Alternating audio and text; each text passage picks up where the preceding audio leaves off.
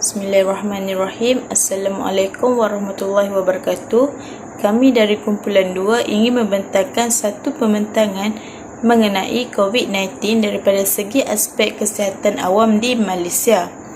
Nama saya Nur Iliani binti Zulkifli, nombor matrik I19304122. Umum mengetahui, impak wabak coronavirus atau lebih dikenali sebagai COVID-19 menguji setiap manusia tidak mengira kaum, darjat dan seangkatan dengannya. Ada yang mengalami kerugian dalam perniagaan, ada hubungan yang terpaksa berjauhan, contohnya suami isteri ataupun ibu bapa yang bekerja di luar kawasan atau negeri. Perkara ini sedikit sebanyak telah menjejaskan kesihatan mental setiap individu. Bagi individu yang tinggal berseorangan, khususnya tidak dapat meluahkan perasaan sebab atau tekanan yang dihadapi, lebih cenderung untuk melakukan perkara di luar kawalan seperti bunuh diri. Sepanjang PKP juga, kita selalu dikejutkan dengan insiden bunuh diri akibat daripada tekanan hidup. Contohnya, seorang lelaki yang berumur 56 tahun yang ditemui tergantung di jejantas Taman Impian Ehsan Balakong, Selangor pada 28 Jun yang lalu. Selain itu, terdapat juga yang mengalami tekanan akibat hilang pendapatan sehingga terpaksa meminta bantuan daripada orang ramai. Dalam konteks masyarakat bertamadun, iaitu masyarakat yang saling bantu-membantu antara satu sama lain, tidak kira bangsa maupun agama, kerana masing-masing berada di dalam situasi yang memerlukan bantuan dan sokongan moral. Sepanjang wabak ini berlaku, pihak kerajaan juga telah mengambil inisiatif CPRC, yang mana individu yang mengalami masalah kemurungan menelefon untuk mendapatkan khidmat nasihat, yang mana talian ini dapat membantu individu maupun masyarakat daripada terus berada di dalam tahap kemurungan yang boleh menjejaskan kesihatan mental. Assalamualaikum warahmatullahi wabarakatuh. Nama saya Nur Khaizatul Atikah binti Syukri, nombor matrik I19304149. Poin seterusnya adalah kekurangan atau kelemahan dalam sistem perubatan dalam masalah kesihatan awam ini. Apa yang dikatakan kekurangan atau kelemahan ini? Kelemahan dalam sistem perubatan ini adalah kekurangan bekalan-bekalan hospital, seperti contohnya katil-katil, ambulan, ubat-ubatan, kekurangan bekalan oksigen ataupun peralatan pernafasan dan lain-lain. Okey. Selain itu, kekurangan tenaga pekerja seperti doktor-doktor, jururawat ataupun barisan harapan, oleh kerana jumlah pesakit COVID-19 ini terlalu ramai ataupun terlalu banyak, sehingga petugas-petugas ini tidak dapat mengendalikan kesemua jumlah pesakit COVID-19 ini. Malah sistem kesihatan ini berada pada tahap hampir lumpuh dalam kalangan petugas kesihatan ini, oleh kerana jumlah pesakit COVID-19 ini terlalu ramai ataupun banyak. Okey, selain itu, hospital ini juga sama ada kerajaan ataupun swasta tidak dapat menampung jumlah pesakit COVID-19 ini, sehingga tidak cukup ataupun tidak dapat memberi ataupun merawat mereka dengan memberikan peralatan yang cukup. Okey. Bukan di hospital kerajaan saja, malah di hospital swasta. Okey. Di samping itu, makmal perubatan mengalami kekurangan bekalan ugaji COVID-19 ini. Okey, oleh kerana peralatan tersebut diimport dari luar negara. apa yang disebabkan mengalami kekurangan ini adalah adalah di negara luar juga memerlukan peralatan-peralatan tersebut untuk merawat pesakit mereka. Oleh itu, di Malaysia mengalami masalah sedemikian. Oleh itu kita dapat melihat bukan sahaja di Malaysia yang mengalami masalah seperti ini, bahkan di luar negara juga. Okey. Inisiatif untuk mengendalikan masalah ini ataupun untuk menyelesaikan masalah ini adalah pihak atasan atau pihak berkuasa seperti KKM ataupun pihak yang berurusan atau yang mengatur dalam masalah ini perlulah cekap ataupun perlulah mengatur dengan strategi yang lebih sistematik dalam sistem perubatan ini. Mereka perlu mengatur ataupun mengatur atau dengan lebih cekap bagi menguruskan masalah ini dengan lebih cepat agar pesakit-pesakit tersebut tidak mengalami masalah-masalah yang lebih serius. Okey. Malah bukan itu sahaja. Kita sebagai masyarakat juga perlu menjaga diri kita, bertanggungjawab menjaga diri kita sendiri. Oleh kerana pihak atasan perlu menyelesaikan banyak tugas mereka lagi. Oleh itu kita sebagai masyarakat perlu menjaga agar tidak menyusahkan orang ramai lagi. Okey, itu saja daripada saya. Sekian, terima kasih.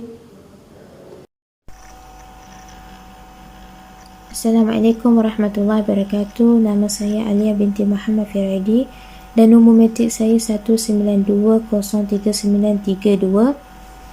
Dan untuk bahagian saya yang saya akan terangkan ialah kerajaan diharuskan memberi tumpuan pemberian vaksin kepada golongan yang berada di pendalaman. Untuk poin pertama ialah berapa peratus golongan pendalaman yang telah mengambil vaksin. Seramai 82,555 orang asli seluruh negara menerima suntikan vaksin COVID-19 setakat ini, kata Timbalan Menteri Pembangunan Luar Bandar Datuk Seri Abdul Rahman Muhammad. Beliau berkata jumlah itu merangkumi 57% daripada 144,180. Jumlah keseluruhan orang asli yang sepatutnya menerima suntikan vaksin itu.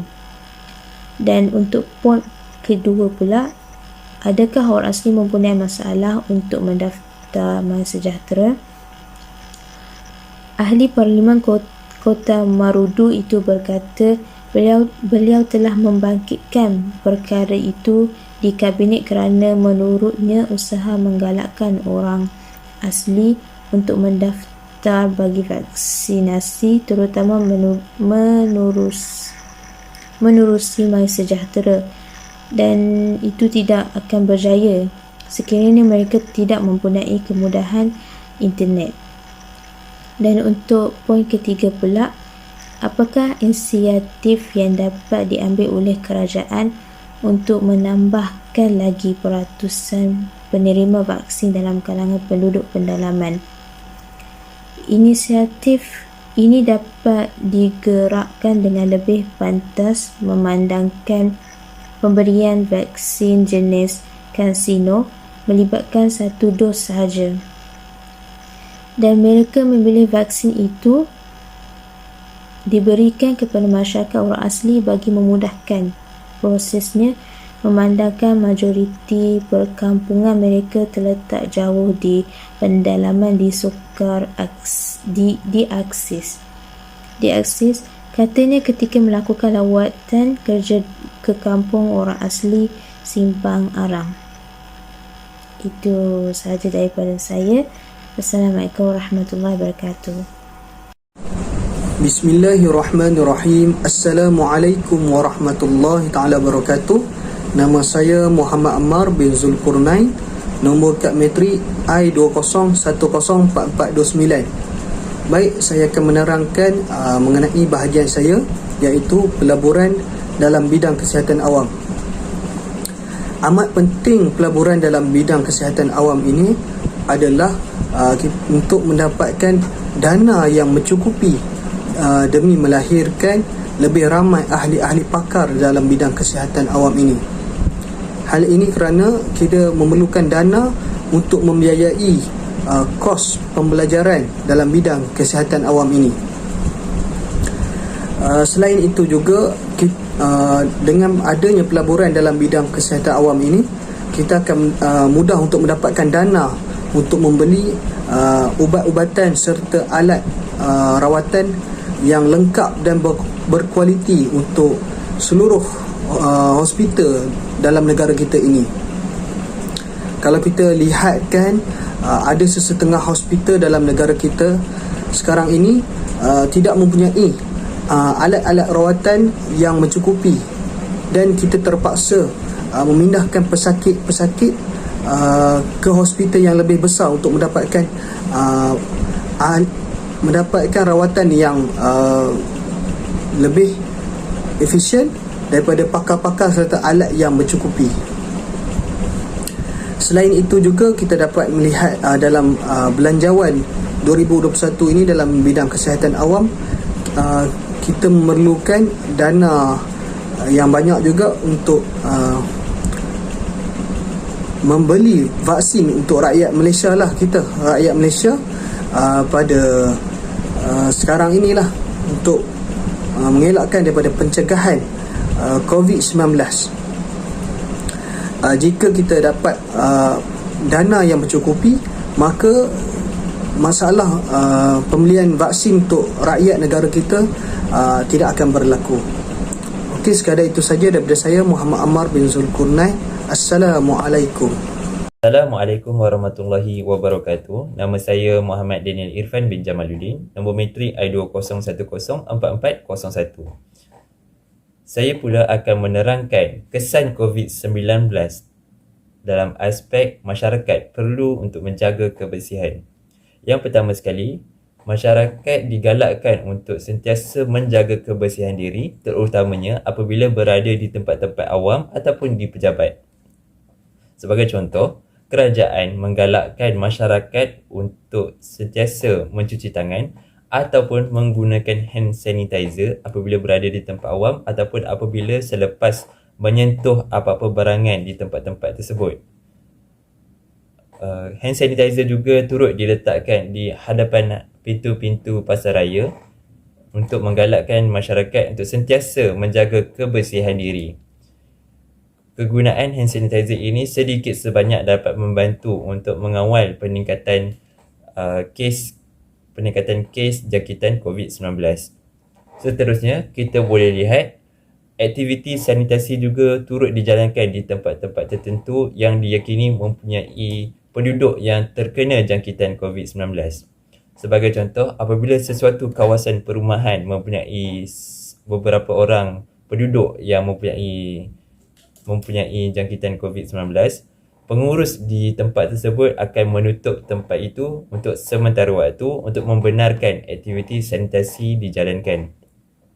Berlaku juga aktiviti sanitasi di pejabat. Contohnya, apabila terdapat pekerja yang terkena jangkitan COVID-19, bos ataupun pengurus di tempat kerja tersebut akan menutup ataupun memberikan cuti untuk sehari untuk membenarkan aktiviti fogging ini, aktiviti sanitasi ini dijalankan di pejabat-pejabat. Aktiviti sanitasi ini juga turut membantu sedikit sebanyak untuk mengurangkan kes jangkitan COVID-19 yang berlaku di Malaysia ini. Itu sahaja pada saya. Terima kasih. Nama saya Nur Izzati binti Ibrahim, nombor metrik I193041117. Kesan terhadap kesihatan awam akibat daripada gejala COVID-19 dalam aspek perhubungan etnik khususnya di Malaysia. Kesannya adalah pertambahan kos sara hidup daripada aspek kesihatan. Seluruh masyarakat Malaysia perlu membelanjakan uang untuk menjaga kesihatan dan juga keselamatan diri. Contohnya, mereka perlu membelanjakan uang untuk membeli pelitup muka, cecair pembasmi kuman serta kit COVID-19 sebagai langkah pencegahan awal COVID-19. Tanpa kita sedar bahawa barangan untuk membeli barangan keperluan ini agak menelan kos bulanan kerana masyarakat memerlukannya sentiasa di mana sahaja ketika ingin melakukan urusan di luar rumah. Selain daripada itu, kerajaan Malaysia telah menetapkan jarak 1 meter sesama masyarakat demi langkah pencegahan. Ini telah menyebabkan kurangnya komunikasi antara masyarakat pelbagai etnik di Malaysia. Selain daripada itu, jika masyarakat enggan untuk memakai pelitup muka, mereka akan dikenakan denda sebanyak RM1,000. Pada awal era COVID-19 telah melanda Malaysia, harga barangan keperluan kesihatan seperti pelitup muka ini agak melambung tinggi. Jadi, masyarakat tidak mampu untuk membeli. Contohnya, satu kotak pelitup muka harganya sebanyak RM80 yang hanya mengandungi 100 keping. Bilangan ini tidak mencukupi sebanyak 1 bulan kerana masyarakat memerlukannya sentiasa jika mereka kerap melakukan urusan di luar.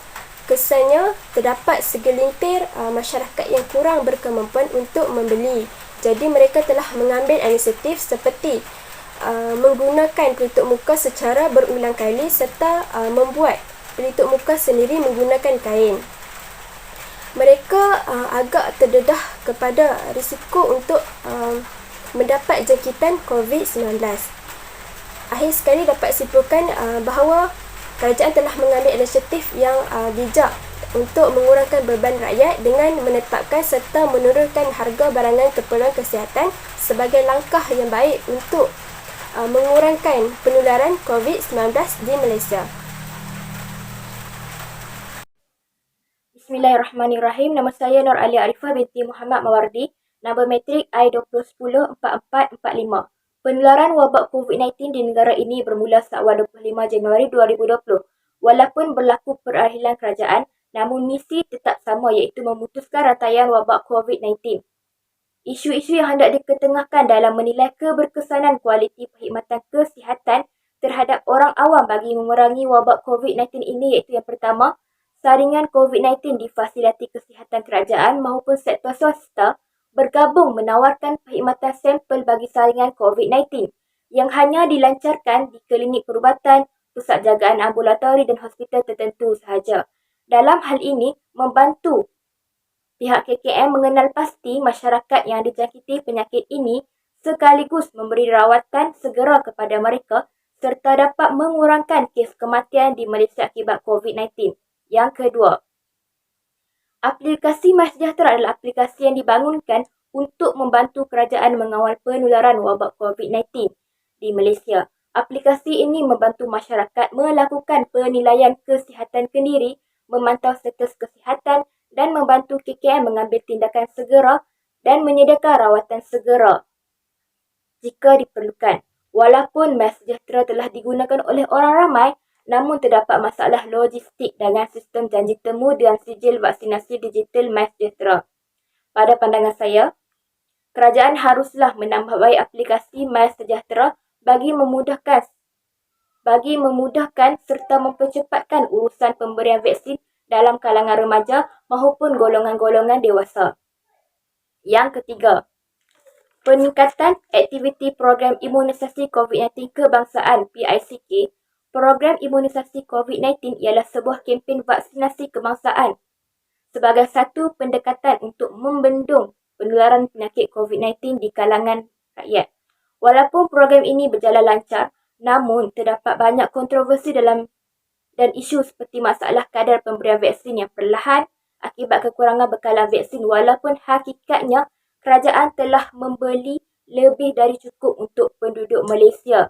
Serta tersebarnya video-video penerima yang menerima suntikan kosong. Hal ini berlaku disebabkan kecuaian para jurusantik. para jurusuntik vaksin tersebut. Oleh yang demikian, di antara penambahbaikan adalah dengan penambahan proses kerja semasa pemberian vaksin, di mana setiap vaksinator perlu menunjukkan picagari yang mengandungi vaksin kepada penerima. Yang terakhir, pembukaan pusat pengasingan bagi pesakit COVID-19 di setiap negeri bagi mengenal pasti, menilai, memantau serta mengurangkan pesakit yang disahkan positif COVID-19. Justeru itu, saya sebagai pelajar menyeru segenap lapisan masyarakat memainkan peranan dalam memutuskan wabak COVID-19 serta mematuhi semua prosedur tetap SOP agar dijalankan dengan sempurna. Assalamualaikum warahmatullahi wabarakatuh. Saya Ifah Amira binti Zazali ingin meneruskan perbincangan kawan-kawan saya sebelum ini.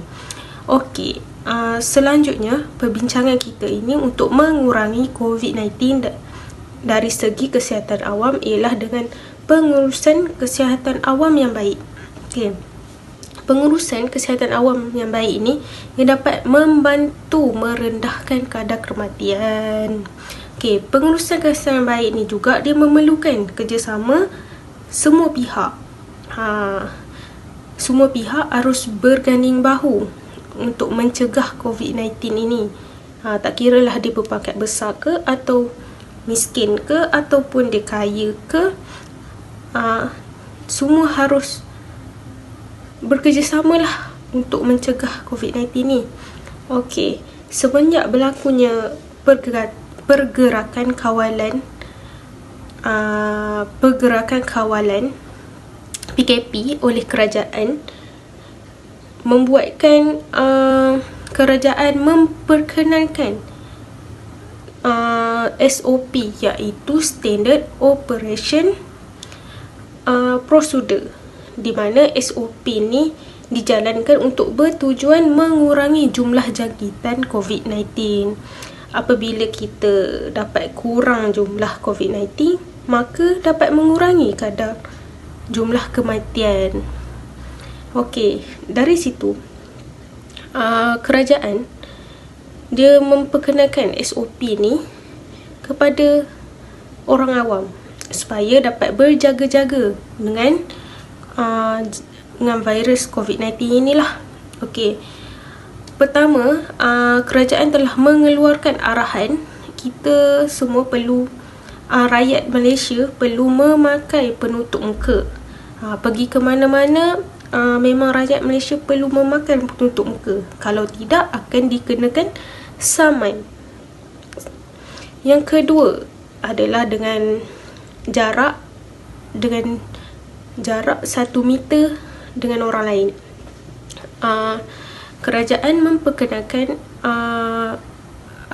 jarak 1 meter dengan orang lain ni supaya kita tidak berinteraksi dengan orang lain secara